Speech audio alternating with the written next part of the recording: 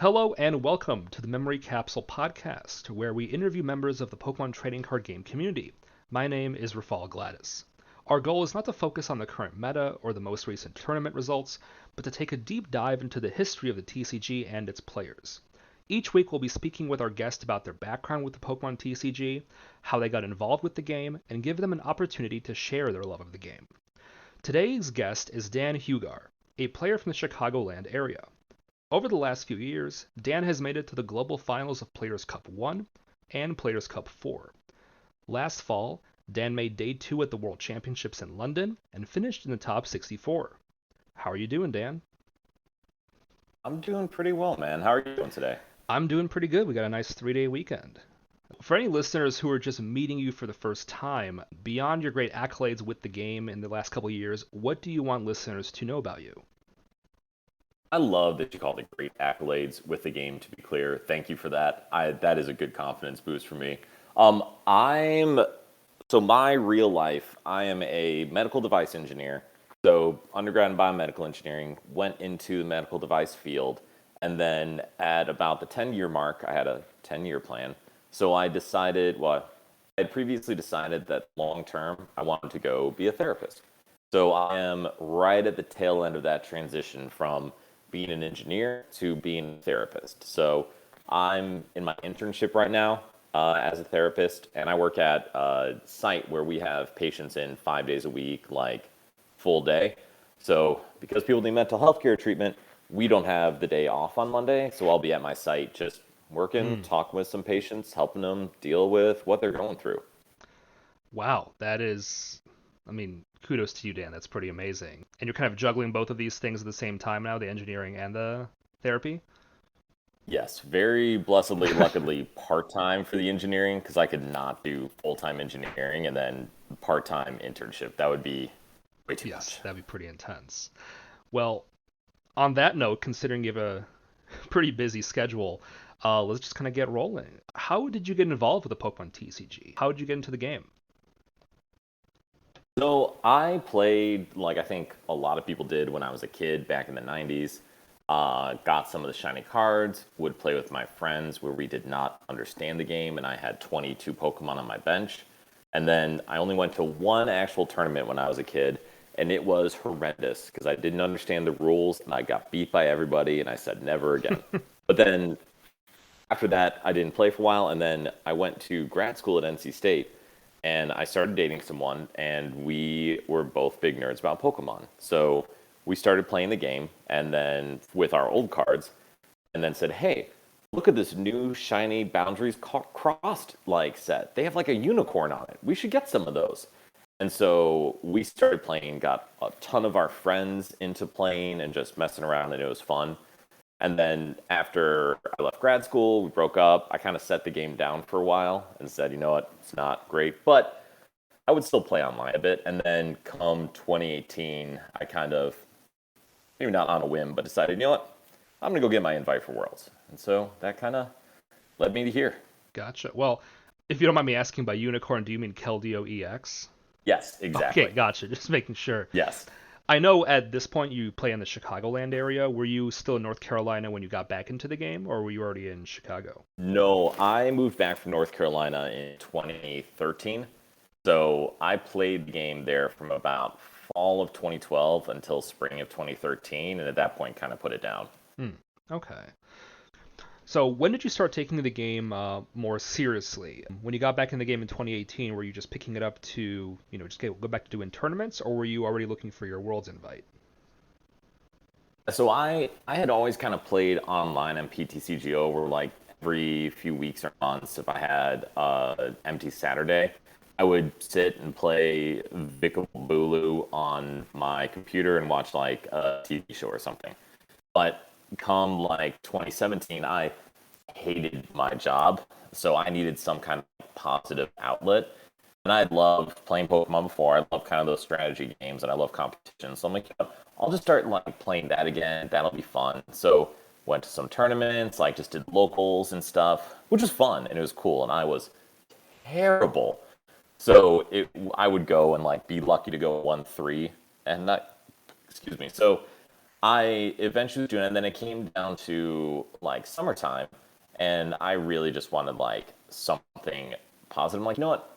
I'm eventually going to go back to school to get my engineering, to get my degree to be a therapist. I am going to have to kind of integrate that into my life. I need to learn discipline on how I grow a new skill, master something, and really like go from being horrible at something to being very good or very competent at something. So why not practice that with something I legitimately enjoy and love doing and have fun with? Because anytime you need to do something, it's so much easier to motivate yourself if it's fun. So come like mid 2018, I'm like, you know what? Screw it. I'm gonna go get my invite to the World Championships for Pokemon, and that's how I'm gonna learn better discipline, practice skills, networking, all of the stuff that'll be really important when I do go back to school and change careers. So I did all this having absolutely no idea how to actually do so. So I just decided to do it. And then I got married in the summer of 2018. So it was like, okay, I cannot do this before I get married because weddings are very expensive. And my future wife may not be happy with me if I spend tons of money on Pokemon before we even get married. So I ended up saying the wedding was in July. Great.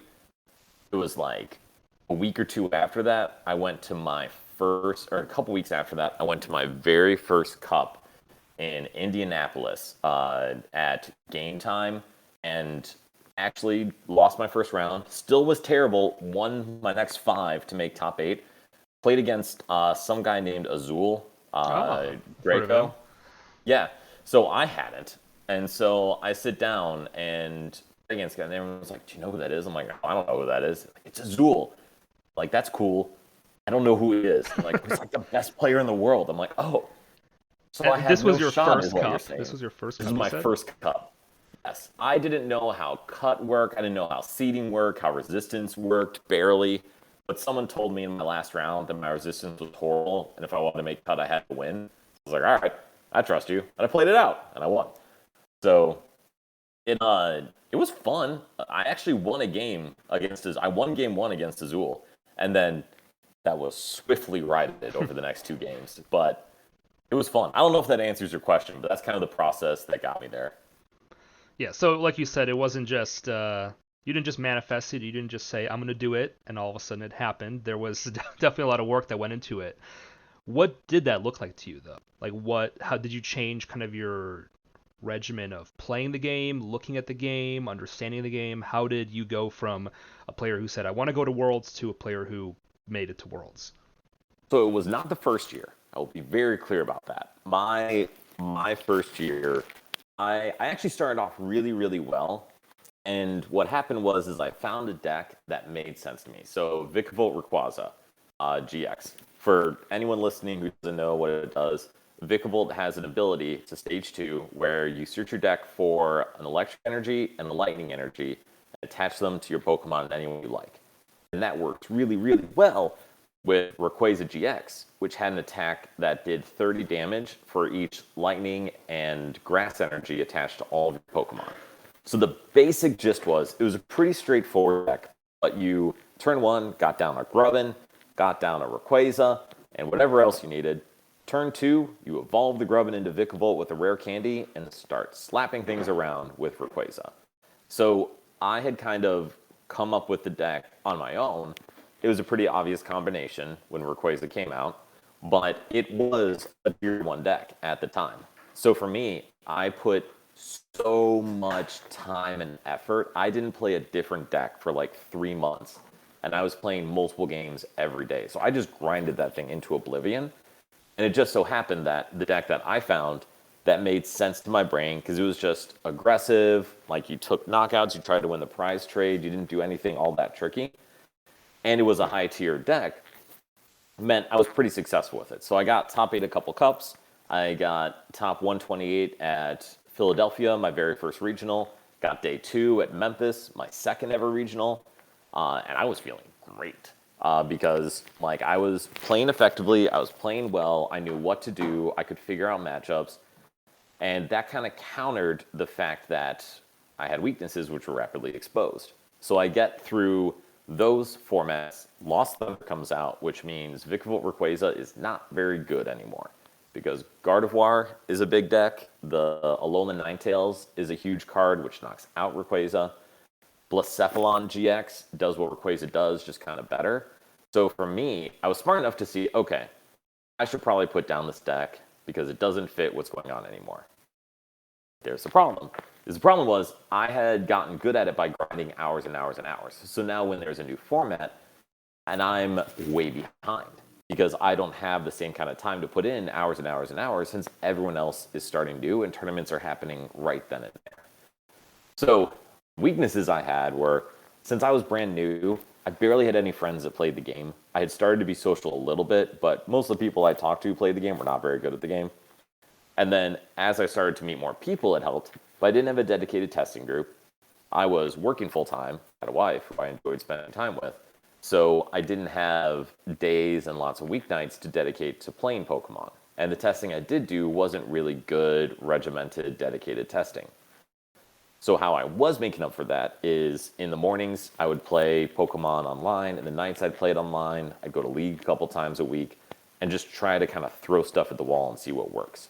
So that day 2 in Memphis, things went very downhill there. And I did not do well at regionals after that for the rest of the year. I managed to win a single cup my first year, which I was very proud of. Even then, it was this stuff all happened just with me kind of relying on that luck, picking the right deck at the right time, and not really having the good disciplined behaviors that lead to success. What I was installing was, okay, I'm dedicating the right amount of time. I'm starting to learn. The way I did learn is I tried to absorb all the content possible around me. So I watched every YouTube video I could find on competitive stuff.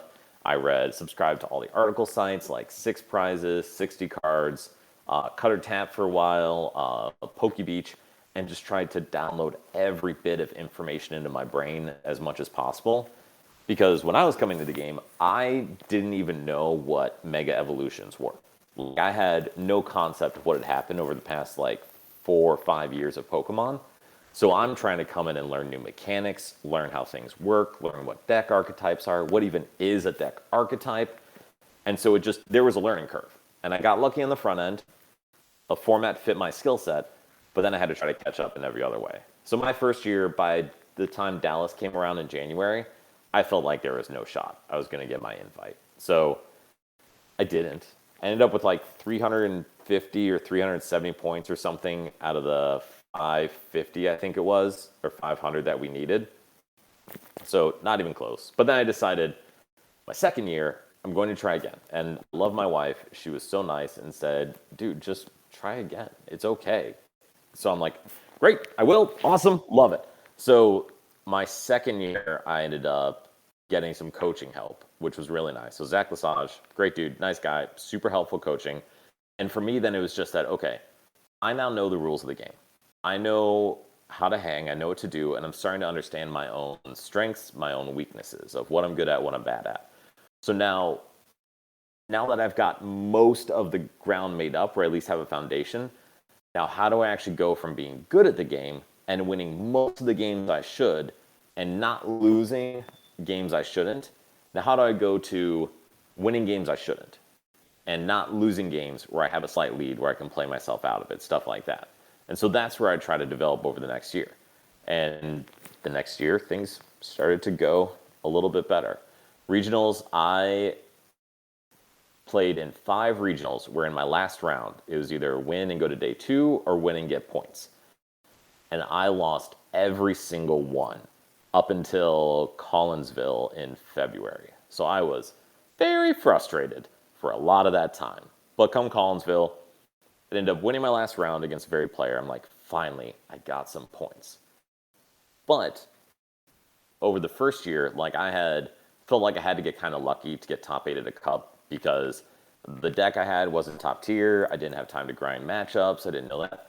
My second year, it started to be more and more common of if I went to a cup, I was either bubbling up or making top 8 or missing by 1. So come that February right before Collinsville hit, I actually won 2 cups in 2 weeks. And I'm like, oh, I can do this now. This is nice. And I at Atlantic City earlier in the year, won the 125 person cup there. Like winning a cup doesn't mean, oh look, I'm an amazing player. But for me, coming from not even knowing how all the cards like stinking worked, to now at a point where okay, I'm starting to compete against very high level people consistently. In one of those cups, I beat Caleb Gedemar in the finals, and he is such a better player than I am. So it's kind of that development of okay, I started off terrible. I started to pick up some skills. I started to learn, started to grow. So I was actually feeling really good about getting my invite because I had 420 points when COVID hit and kind of stopped everything. Yeah, Dan, I can definitely sympathize as a player who kind of just got back in the game in 2019, who just skipped the whole era of megas and skipped the whole era of stage 1 and stage 2 GXs. And my first deck was Blacephalon Naganadel, and everyone had been talking about the reign of Zoroark, and I just didn't even know what Zoroark was. It was already gone by the time I got back in the game. I definitely sympathize with coming back in the game and having no clue what's going on, and just kind of having to pick up from scratch. So going into COVID, I mean, you had already definitely made a lot of progress, considering it had only been 2 years. And at that point, we're about to get to kind of to the conversation about your Players' Cup success. Everything moves to playing on the online client. And you mentioned earlier that you would just grind out games on the online client. I have friends who grind out games on the online client. I personally don't always have the mental fortitude to play 100 games of a deck on the online on PTCGO.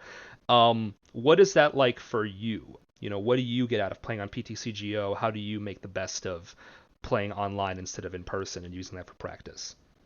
Well, so quick aside on you saying what is this Zora GX thing. I opened a couple packs with Kate, my wife, like after we got married, the day after, because we were just bouncing around before going on our honeymoon. And I opened a Zoroark GX. I'm like, this card seems terrible. Why would you discard card from your hand? This seems so dumb. And fun fact, I'm horrible at apparently grading if cards are good or bad or not because it's insane. But yes, I'm with you. I was blown away why that card would be good. But for the online clients, I guess I love playing Pokemon. I just love the game. It's so much fun in pretty much any form. I don't love playing online. It's not that I would ever choose that over playing in person, like not a shot. The reason I did grind so many games is just that was my only option to try to catch up with the amount of dedication and play testing that so many people had. So like you've seen, and people will talk about like testing groups and stuff like that, they will play like on a nightly basis. They'll spend all day on a Saturday, something like that, playing. And I don't have the time to do that. Like I said, married, so Kate, bless her heart, does not want to play Pokemon with me all day. So when I was competing, the time I had away to go do stuff like that, I used for competitive events. So if I was going to have a day of the weekend be a Pokemon day, I wasn't going to sit down and test matchups. I was going to go to a cup somewhere. Or if I was going to have a night be a Pokemon night, I was going to go to a league challenge. And then the other nights and other times, like I was going to hang out with friends and be with my church community or hang out with my wife, stuff like that. So for me, online was an enabler of me being able to practice and grow and prepare for events. So I worked in Lake Forest, Illinois for a little bit and lived in Chicago, the city. So I would take a train to and from work every day. So the moment I got on that train to the moment I got off on that train, I was playing PTCG on my laptop because those were the times when I could dedicate to practicing and like getting some good games in. And then when I would be up before anyone else was up, and after I walked the dog or something, I would be playing Pokemon to try to just cram in a couple games before we went and did something. So it's not that I loved it. It's not like, yeah, I'm excited to play PTCGO. It was just that was the way I could keep pace with everyone in the best way possible, if that makes any sense. That definitely makes a lot of sense. I mean, I on the other hand, I kind of took a break during kind of the 2020 early 2021 COVID period. So, now I see myself kind of catching up to a lot of players who made a big name for themselves by playing so much online. So I definitely see the difference between the players who took a break and those who, made the most of what they could with, in-person tournaments being closed. Oh, and I should clarify, for me, all those times when I'm talking being on the train, that was all 2018, 2019. So that's all when Gotcha. it's in real life, because that was kind of my substitute for having sit down and play testing time with people. But COVID, like you're saying, in real life just wasn't happening. So if I was going to get my fix of Pokemon, exactly. Like, that was how I did it. And not everyone loved that. Definitely. This then kind of leads us to your success with the Players' Cups. Players' Cup 1, you managed to get into the global finals, made top 16. Could you tell us about the experience of making it out of the NA finals and getting to the global finals? Yeah. So I was so excited about that. Like I said, I had some success leading up till there, but not any success that the Pokemon Company would actually write about.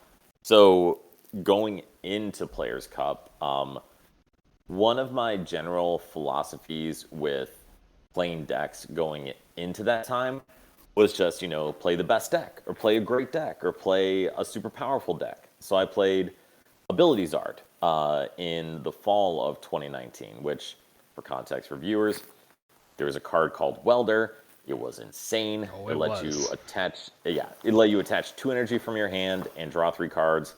And you did that to just go, you played decks with 4 draw supporters total, 4 Welder. And all you would do is Welder, attach, and just make things go boom, boom. And of So, course, this was before the turn one supporter rules changed, so by turn 2, you would have 6 energy on the board. yes, exactly, which is bonkers. So, but that deck was a very high, I don't want to say a high roll deck, but it was kind of a high roll deck.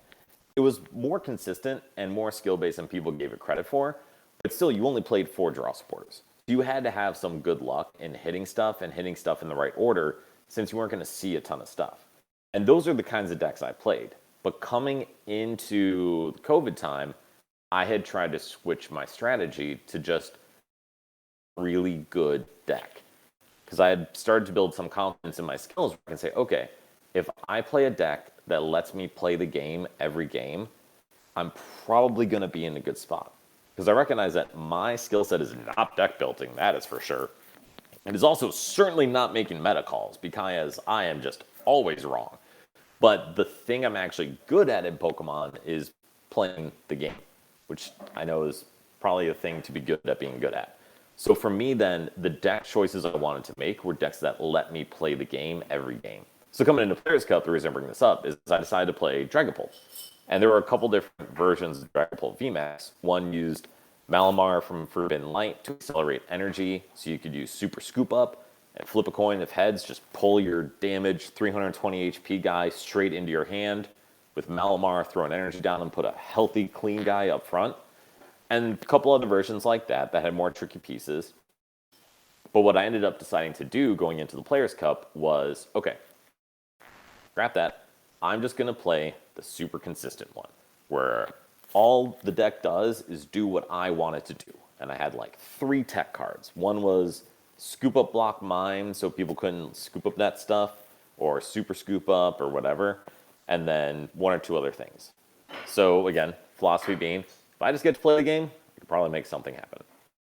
So I was joking around with RK9 people because I had a mess up with my player ID, pop ID, where I needed to change it over because my account wasn't matched with the right thing. So I messaged them before the Players' Cup because I'm like, oh, hey, I actually qualified for this. So I'm sorry, I'm going to be complicated. Once I go 0-2, we can switch this over. And they just said, like, yeah, that's fine. Don't worry about it. So I didn't go 0-2. I actually got top 4. So I played Dragapult, like I said, and Dragapult had a very bad matchup into Pikarom. Great card, great card. But it was super aggressive, and what Dragapult did was do a moderate amount of damage and then spread very, very carefully and precisely. So if a deck just hit fire and just was super aggressive, you would get wrecked by it. But I ended up actually beating 6 of them in the rounds I played because that's just how the world works sometimes. So the way I won was exactly like I was saying in my skill set. It was I maximized every physical opportunity I possibly could to put myself in a position to win. Where like with Dragapult, if you misplace a damage counter, 1 damage counter, you lose the game. And that's a little dramatic because you just had a little more leeway than that. But literally there were games where if you misclicked 1, you just lose. So it was it was fun, and it was a big transition for me from the just I'm going to play a super powerful thing and run people over to a I can probably hang with people. So why not just give myself a chance to make good decisions rather than rely on my deck just drawing super well?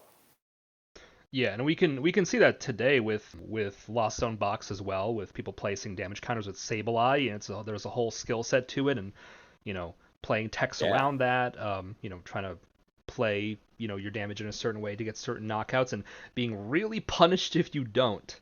That Right. that skill set is always there in the game. It is. And that's, I think, why a lot of people also took a break during COVID is that skill set was not there for like 5 months Yes, I've heard the of meta was pretty insufferable for 2020. it. I try not to be a whiner, but dude, it was gross. For like a period of from like August until about January or February, the game was you drew 19 cards in a turn, and if you hit what you needed, you won, and if you didn't, you lost. And that was basically it. And like it's still Pokemon, so it's still fun, but it was not that enjoyable. You ended up making top four in North America in Players Cup 1, which got you to the global finals. And in the end, you ended up playing Centiskorch VMAX. What led you to choose that deck? And for those who don't know, how did those matches end up going? Listen, if you laugh while asking the question, it does not give everyone a good sense of how bad it's going to be. It was horrible. It went horrible, Rafal. Thank you for asking. The so picking the deck, I had messaged one of my friends, Kevin, to start testing because it was very much a like, I didn't think I would get this far. So what do I do now? Because now I have to actually test and practice. And then we were messing around because Arceus Yoga, Palkia GX, and Zacian was absurd. It was just the best deck in the format. It was so good. And there were a couple other really good things too. But with Darkness Ablaze coming out and Eternatus coming out, that was also going to be a good one. So he and I were testing and playing, and he's very much a likes to play rogue-ish things, and he was kind of rubbing off on me, and I'm like, okay, I don't want to just play ADPZ. I don't want to just play Eternatus because it seems kind of bricky. Spoiler, it is. But I want to play something different that can handle those things. I'm like, sweet, Centiskorch. It's just like Greenzard. You have a giant, big, scary thingy, and you have a little guy, Volcano, used to load the giant, big, scary thingy. And that way, for your opponents, they have to knock out two giant, scary thingies, not just like a couple little guys to win the game. I'm like, this is great. How could this go poorly? So I need to reference back where I said I'm a terrible deck builder, I'm terrible at meta calls. The Centiskorch deck went horribly. Centiskorch was very good, very strong, but the deck had all fire attackers because why would you use anything else? So there's a card, Bronzong, forget what set it's from, but says fire Pokemon can't damage this card. So two people, Matthew Burris, Natalie Millar, played this in their deck in Players Cup. And I remember sitting down the morning of to play and looking at the deck list because it's all open deck lists for the online tournaments. And I see this card and I burst out laughing. And I just go to my wife. I'm like, Kate, I am so screwed because if I play either of these people, they automatically beat me. And lo and behold, I play Matthew Burris round one. And both games, he just goes boop, puts the guy down. I lose. So of course, Pokemon decided that that was the one to show on stream for the first round of the Players Cup. And I had both commentators laughing at how miserably I got spanked in that matchup, which does not improve someone's confidence as they try to grow in the game. Yes, So it was definitely gross. rough. Yes. But talking about strengths, weaknesses, meta calls, deck building, not my strengths. And I tried to make a decision on what to play based on those, and it worked out very poorly. So sorry, long answer to a short question, but that's about how it went. Of course. This then leads us to Players Cup 4. I guess before we get to that, how was did you play it all during Players Cup 2 and 3, or did you just kind of take a break with that till Players Cup 4? Players Cup 2, I played in the tournaments, but I played like Colossal Sandaconda. I was not trying very hard, so I didn't make it. Players Cup 3, I actually got top 16 in North America. I just didn't make it all the way to top 4. Okay. And then this is where we land in Players Cup 4. What was that experience like? Well, so for the actual, do you mind if I talk about the qualification part two and then the actual tournament, not just the finals? Because honestly, that's probably the more interesting Oh yeah, part. go for it.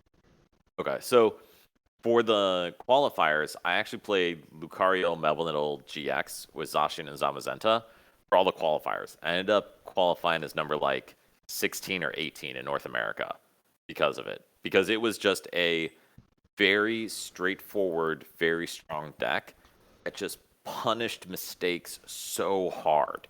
So for the qualifiers, where the level of competition is kind of wide on very good and not good, it was fantastic because anytime anyone made a mistake, I was like, oh, I guess I win this game. For the actual tournament, I didn't play Luke Metal because if you do play very efficiently and effectively, you can beat it probably 9 times out of 10. So I decided to play Pikarom because at that time, as the meta had shifted and everything, Pikarom was probably the deck that let you have the most control over the game because you had the most bells and whistles. So playing that was another one of I'm just going to play the best deck that gives me a chance in every game and gives me the most good decisions to make in every game. And so ended up going through getting top 16 in the first initial Swiss, and then for Players Cup 4, they had a top 16 double elimination tournament for each of the regions. So for my region, I actually played Luke Metal round 1 and beat it for exactly the reason I said of I played very precisely and carefully, and it was a pretty easy win. And then I won a game, lost a game, and then beat our poor other local Mo Ides in the last round to get into the finals. And I say all that because those are the good parts of Players Cup 4. I did play Shadow Rider for the actual global finals. And again, I'll harken back to what's my skill set, what's not my skill set. I ended up going with just what was the presumptive best deck in format, very consistent, very straightforward. And if that had been into Swiss or the overall region, I think that still would have been a very, very good choice. The problem was for Global Top 16, it was a much smaller meta, and it was all very, very good players. So it was much easier for them to pick an anti-meta deck and feel confident they could have more success with it. So I ended up playing against everything that was playing Dark Attackers, Moltres V, stuff that just one-shot my Calyrex, and it also did not go well. Also, fun fact, Pokemon showed me on stream multiple times on their YouTube channel and stuff throughout all of this, which was really cool.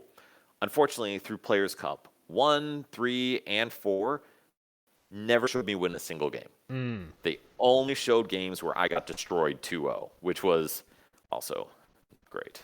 That's also a side note. Oh gosh. Yeah, we got to start a petition to get you on stream the next regionals. Show us a No, big old because then dub I'll on screen. lose. Oh, I will gotcha, just gotcha. guarantee All right. lose. Petition to never stream Dan. Never stream Dan. Yes. So actually, side note going back about the Players Cup 1. So I mentioned Matthew Burris play the Bronzong where block damage from fire Pokemon. So I actually played him in Worlds, and that monster had a copy of that Bronzong that he asked me to sign for him to keep as a souvenir. Oh my gosh, that's I fantastic. I was kind of upset, but also laughed my butt off. 'Cause, like this is amazing. Yes. That's Side quite the note. experience. This kind of finally leads us to the season starting back up again in early 2022. So, like you said, when the season shut down because of COVID, you were at about a 420 championship points. Yes. What was your game plan, knowing that locals weren't really coming back anytime soon? It's just a few regionals. What was your plan in terms of which regionals to go to? How far would you go to try to get your invite? What did that plan look like for you? Bro, I went anywhere. I actually was kind of lucky because my approach to getting to Worlds was just, you know what, if I'm not going to get it, sure, not going to be from lack of effort. I had gotten like almost 400. Yeah, I had gotten about 350 points or 300 points from cups, about 100 points from challenges, and just a couple sets of points from regionals. So coming into the year, I had kind of maxed a lot of my local stuff anyway. So just having regionals left wasn't the end of the world for me because I just needed 2 top 128s and I was golden. So I actually went to as many as I physically could. So I went to Salt Lake City, played Mew VMAX, and went 3-3-3, and it was horrible. I went to EUIC in Frankfurt, also with Kevin Kruger, because we became Poke Bros. And Kevin and I built a deck that was very good, very strong, and I just had very bad luck at the tail end where I was basically on my win and I get my invite in the last round, and I start Crobat, attach, pass. So it's one of those heartbreaking ones. I'm like, all right, I was almost there. So then going into the next regional, Indianapolis, Kevin and I, again, were working together on a deck, and it was very similar to what we did in the UIC, because our thought was the deck worked really well, and we won almost all the games we played where we didn't have horrendous luck come up. So let's just run it back. And so we ran it back with Corviknight VMAX. So I actually got top 128 in Indy. I got top 128 in New Jersey the next week. And that's what gave me my invite. Shout out to the extremely nice person in Jersey where I sat down from the last round and said, all right, bro, it's my win and invite. Let's do this thing. And he said, oh, is it really? I'm like, yes. He's like, cool, you got it. I'm like, listen, man, Wow. you're amazing. I love you. So the man is a legend. That's awesome. Yes. But so that the game plan basically was just I'm going to give myself every opportunity possible to get it. And if I get it, amazing. And if I don't, I'll be able to look back and just say I did the best I could. That's a pretty good mentality to have. That's awesome, dude. So to kind of get to this finale now, after this whole journey, kind of the mission you set out for yourself in 2018, got your Worlds invite, going to London. How'd you prepare for that? Part of it also was, man, I'm just happy to be here. It's fine. But I also had started my internship at that time. I had moved to part-time work at my engineering role. So my life was kind of in that transition mode of this is what I started playing Pokemon for, was to prepare and learn how to be successful here. I'm kind of at the point where I can't play as much Pokemon as I want to. So it harkened back to how I was handling things before COVID came in, where it was a lot of online testing. It was a lot of reading up on stuff. It was using my network. Because now I actually had a network, which is amazing. Talking to people who are very good at the game, getting their insights, getting their opinions, looking for feedback. And I ended up deciding to go with a deck that is just one of the best, like it was possibly the best deck in format, Palkia. But something Kevin and I had talked about and other people had said is if you want to play the best deck in format, that's awesome. And against a wide range of people, you'll probably be really successful because it'll just carry you at times. But against very high level competition, you need some bells and whistles and differentiators to give you a shot if both people play perfectly. And I don't play perfectly anyway, but you need a difference maker, not just skill. So I ended up playing Palkia with Ice Rider, just the full intelligent version. And so it just came down to like, okay, it's extremely consistent. It's possibly the best deck in format. It has a higher power ceiling than other stuff like Palkia or other versions of Palkia because it gives you ways to take knockouts that your opponent can't really play around. And into Arceus and other of the top meta stuff, you just have that difference maker. So I'm like, you know what? It's really good. It's really strong. I have 4 cross switchers. What more could a man ask for? So I just shifted and said, you know what? That's what I'm going to go with. I did last minute testing, practice, played, like tweaked things to the last minute, and then said, this is the best it's going to be. So I'm just going to go have some fun. As I mentioned at the very beginning of our show, you ended up making day 2 of Worlds. What was the day 1 experience like, and how did it feel to get that far? Dude, it was so cool. It was amazing. It was so awesome. I keep mentioning my wife, Kate, but she was there the whole day, like, super big support. Going into the last round, when I went to time the round before, she handed me a muffin to shove in my face, so I had some food, because it was like 8 p.m. at night. But it was really cool. I sat down round 1 and very much had the mentality going in of like, you know what? I accomplished my goal. I'm just going to have fun today. So played my first round, played against someone playing Arceus with Jolteon Memory Capsule, and he got Jolteon down turn 2 both games. And then when I scrapped it away, he immediately put it down the next turn. So as they always do, obviously. As one does. So he was a super nice guy, Japanese player, and I just kind of walked away and said, okay, you have a good deck, sir. And walked over to my wife, and I think a couple other friends were there, and was like, well, I lost. That's fine. I'm still happy to be here. And then I won 4 straight. And I'm like, oh, I guess I get to keep playing the game. And it turned out Ice Rider was really, really good pick because lots of people were playing Arceus and playing Mew.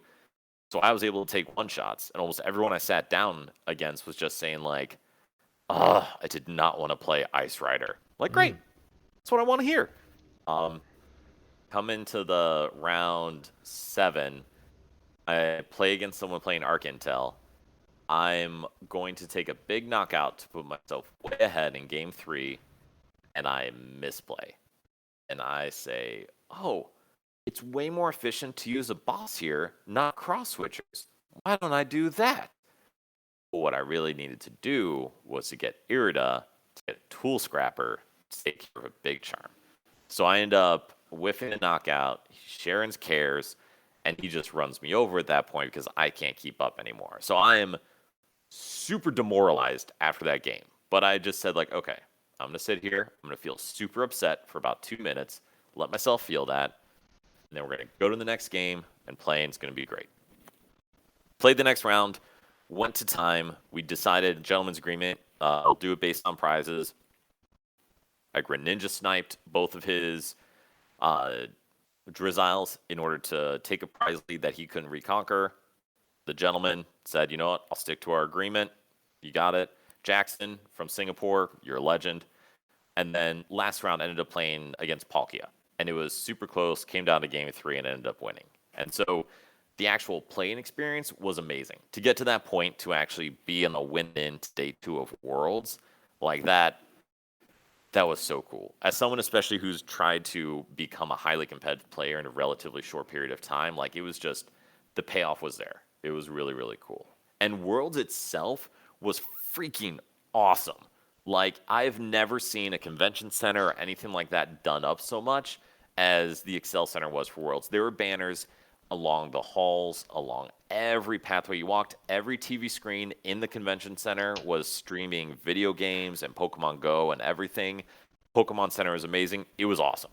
If you ever get a chance to go to Worlds, even if you don't play, fully recommend it. It was so cool. I would have been so happy to be there even if I hadn't made it because it was just amazing. That is pretty amazing. And before we actually get to the topic of your plans for this upcoming Worlds, let's kind of wrap up last year with saying how did day 2 go? Yeah, it went remarkably well, honestly. I have some regrets where I made one major misplay that cost me a game against Matthew Burris in the first round, where I didn't use my V Star when I should have, and that cost me the game because I said he doesn't have a single Sobble down. There's no way he has it. He had it. To be clear, he definitely had it. So I tied that one. Another game that I tied, and this is where I do have regret in how I played it. We're going into game 3. And my opponent asked, like, hey, do you want to have a gentleman's agreement for being ahead by prizes? His deck was a single prize Inteleon deck where he's going to use Hoopa and stuff to take an early prize trade before I get down my V-Stars and V-Maxes, and then he'll try to close the game. And so I said, no, because I think that is just hugely disadvantageous for me to agree to, because it's basically saying, like, hey, sure, here's an 80% chance you get to win. Obviously, as it played out, I'm talking about this because he did not get an ideal start, and I was up 3 prizes when time ended. So if I had just been aggressive and said, screw it, all or nothing, I would have been in a position to play for my win and in to top 8 a little later on in the day. But alas.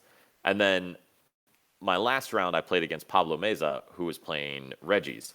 And he was playing Reggies with 4 Pokestop and 4 Choice Belt. When my Palkia deck had taken out all the pieces that would help against Reggies to fit in an Ice Rider, which also gets one-shot by Reggies. So it was a rough ending, but I went 4-2-2 in day 2.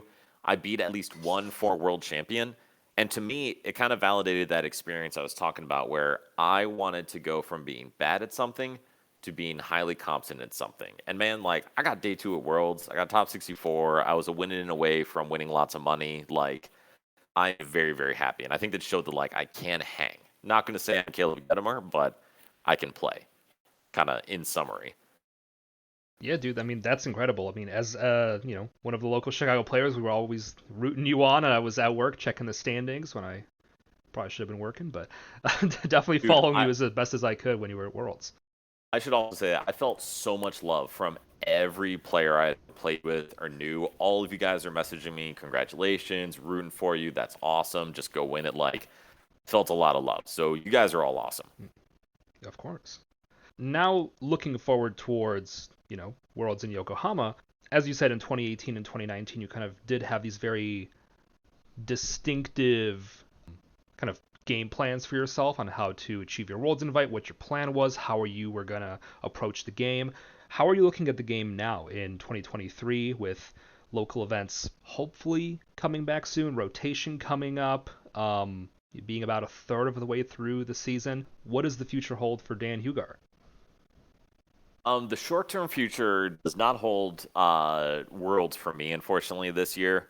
Like I said, with internship, with part-time work, with trying to close out all my classes, and now working on closing out my thesis, there's no chance I could have gone to nearly enough regionals. And also, if locals don't start until March, I do not think I'm going to have the time or effort to grind that many locals to try to get my invite. So for me, Yokohama is probably not going to happen this year in August. So I'm totally fine saying this is an off year. Come the next couple years, I'm very certain I'll try for Worlds again in the future.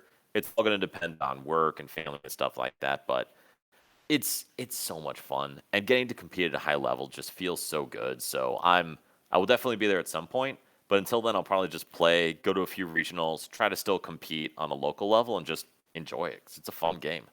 Definitely. For any players who might be listening to this and are also kind of maybe getting back into the game or just starting or picking it up and trying to improve as a player, what kind of advice would you give them as someone who was able to see such exponential success at the game? Dude, I wrote a whole article about this actually after the first Players Cup run, which rest in peace, 60cards.net. But the basic thing I would say to everyone is there's a couple different areas of skill in the game. So one is in-game play, one is deck choice and deck building, or excuse me, one is deck building, one is deck choice, and then a couple other things around playing, decision making alike. So what I would really recommend for advice is if you want to get better at the game, the best way you can get better at the game is be intentional about the fact you want to improve. So just grinding games, playing with your friends, trying this little thing, that is awesome and fun. And you'll definitely grow in some small increments just by doing that. But if you want to get better, I think you need to be very targeted about how. So if you want to get better at sequencing, you should practice sequencing. Pick decks that require that to do well and consciously think through your turns. If you want to get better at metagaming, start doing a lot more homework on what kind of decks were popular at regionals, what were people saying about them coming into there, and what aspects of the decks were good. And then if you want to get better at deck building, that is where you practice. And then you look at all the people who are great deck builders and use network. Ask questions, like PM people, ask for coaching, like talk with your friends. Because people love this game, they're going to want to talk to you about it and try to help you grow and get better. So just care and try and do it in a very intentional, disciplined manner, and you will get so much better at this game, so much faster than I did. Dan, thank you so much for your time. This has been a really incredible conversation. Thank you for kind of, taking us on this entire journey of you growing as a player and getting to where you are now. Before we finish up, is there anyone you want to kind of shout out or, let us know about, or anything you want us to know about you before we finish up? And finally, where can we find you if we want to see how you're doing? Yeah, shout out my wife, Katie. She's amazing for supporting me through this. Shout out Nerd Rage Gaming. It's a card store in Buffalo Grove in Chicago. They're amazing. They've sponsored me for some unknown reason, but I personally think it's my favorite place to play because it's just a nice environment. And then shout out Kevin Kruger, who is awesome, great testing partner. And then Nerd Rage people, Reno, Michael, Eli, Greg, Evan, all those, Mo, all those guys. Just been great to learn and grow with them. Oh, and you can find me. I'm actually on Twitter finally. I'm at Dan the Trainer 25, and that's basically it. Thank you so much for tuning into our inaugural episode, and thank you to Dan for being so generous with his time. I hope you enjoyed our conversation. If you're interested in hearing more conversations like this one, please consider giving the podcast a follow, review, or rating wherever you're listening. If you want to follow it on social media, you can subscribe to the YouTube channel or follow the podcast on Twitter at memcappodcast. Or if you want to see me post about my own TCG experiences, you can follow me on Twitter at RZGladys. I hope you have a great day, and thank you for listening.